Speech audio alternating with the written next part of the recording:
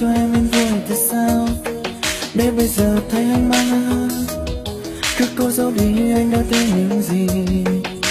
Chỉ vì anh luôn tin cứ ngỡ nước mắt sẽ không còn rơi vì em nữa đâu, nhưng anh đã lầm bởi vì em chẳng quên được đâu. Mà anh đã nhìn thấy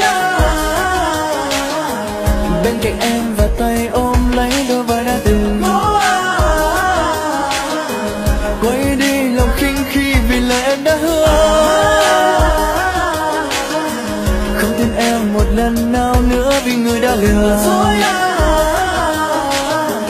đôi ba lần như thế. Xem như anh đã lầm yêu em, lầm tin em, nhưng lúc im đôi nước mắt em rơi. Hay chẳng anh biết rằng có lúc nụ cười chết